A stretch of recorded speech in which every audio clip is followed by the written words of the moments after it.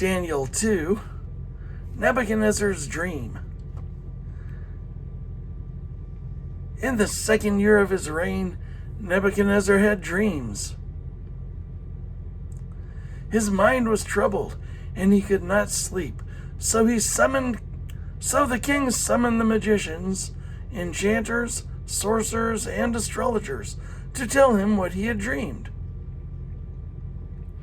When they came in and stood before the king, he said to them, "I have had a dream that troubles me, and I want to know what it means."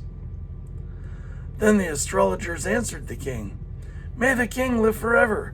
Tell your servants the dream, and we will interpret it."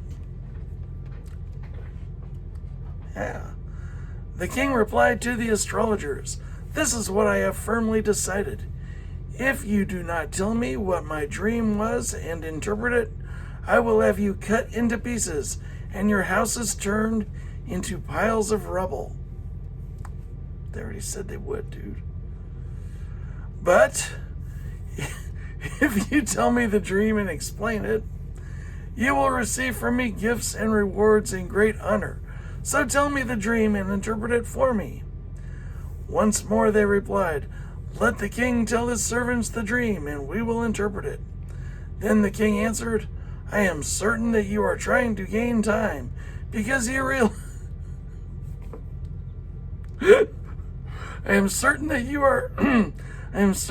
are trying to gain time, because you realize that this is what I have firmly decided. If you do not tell me the dream, there is only one penalty for you. You have conspired to tell me misleading and wicked things, hoping the situation will change.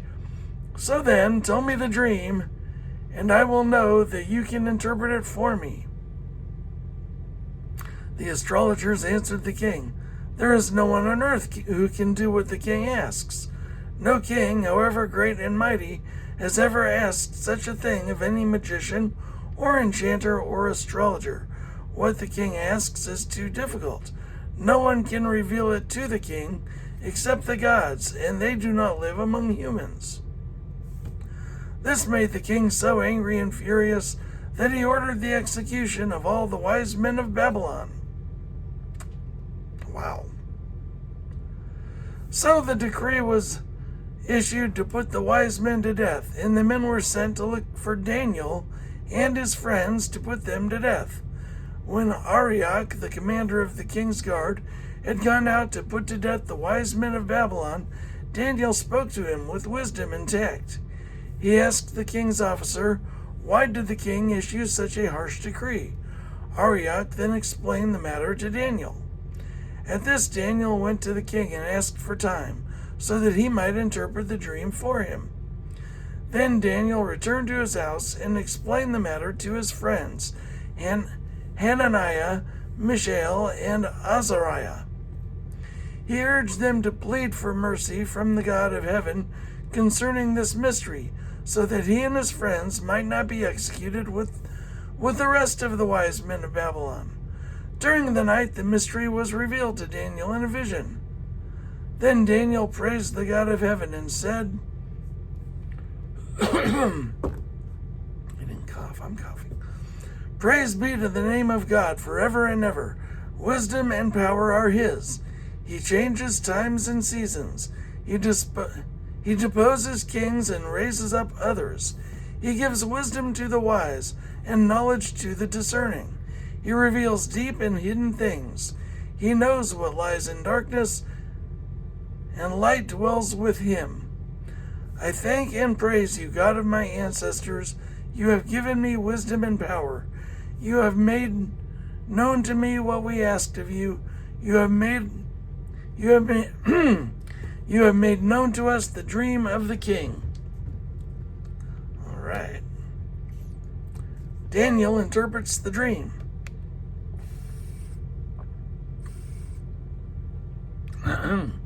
Then Daniel went to Arioch, whom the king had appointed to execute the wise men of Babylon, and said to him, "Do not execute the wise men of Babylon.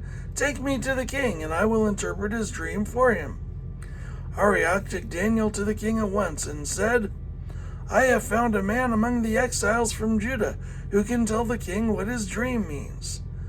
The king asked Daniel, also called Belteshazzar, "Are you able to tell me what I saw in my dream and interpret it?" Daniel replied, "No wise man, enchanter, magician, or diviner can explain to the king the mystery he has asked about, but there is a God in heaven who reveals mysteries. He has shown King Nebuchadnezzar what will happen in days to come. Your dream and the visions that passed through your mind as you were lying in bed are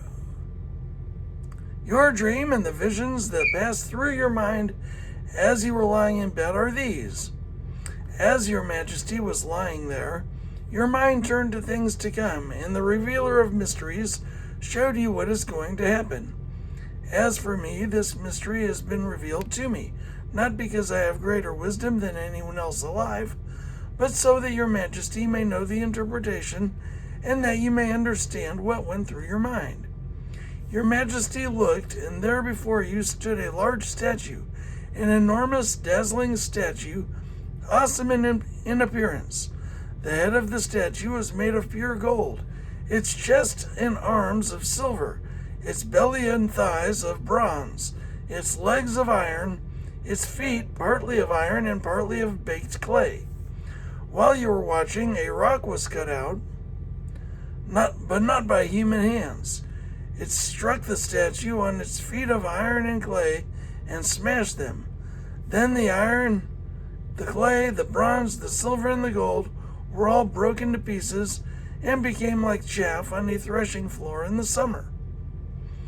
The wind swept them away without leaving a trace, but the rock that struck the statue became a huge mountain and filled the whole earth. This was the dream, and now I will interpret it to the king. Your Majesty, you are the King of Kings. The God of heaven has given you dominion and power and might and glory. In your hands he has placed all mankind and the beasts of the field and the birds in the sky. Wherever they live, he has made you ruler over them all. You are that head of gold. After you, another kingdom will arise, inferior to yours. Next, a third kingdom, one of bronze, will rule over the whole earth. Finally, there will be a fourth kingdom, strong as iron, for iron breaks and smashes everything. And as iron breaks things to pieces, so it will crush and break all the others.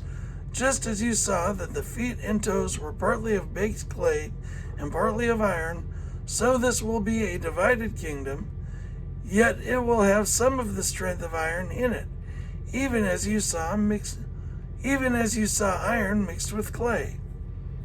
As the toes were partly iron and partly clay, so this kingdom will be partly strong and partly brittle. And just as you saw the iron mixed with baked clay, so the people will be a mixture and will not remain united any more than iron mixes with clay. In the time of those kings, the God of heaven will set up a kingdom that will never be destroyed, nor will it be left to another people. It will crush those kingdoms and bring them to an end, but it will itself endure forever. This is the meaning of the vision of the rock cut out of the mountain, but not by human hands. A rock that broke the iron, the bronze, the clay, the silver, and the gold to pieces. The great God has shown the king what will take place in the future. The dream is true, and its interpretation is trustworthy. Then King Nebuchadnezzar fell prostrate before Daniel and paid him honor and ordered that an offering and incense be presented to him. The king said to Daniel, "Surely your God is the God of gods and the Lord of kings and a revealer of mysteries, for you were able to reveal this mystery." Then the king placed Daniel in a high position and lavished many gifts on him. He made him ruler over the entire province of Babylon and placed him in charge of all its wise men. Moreover, at Daniel's request, the king appointed Shadrach, Meshach, and Abednego administrators over the province of Babylon, while Daniel himself remained at the royal court.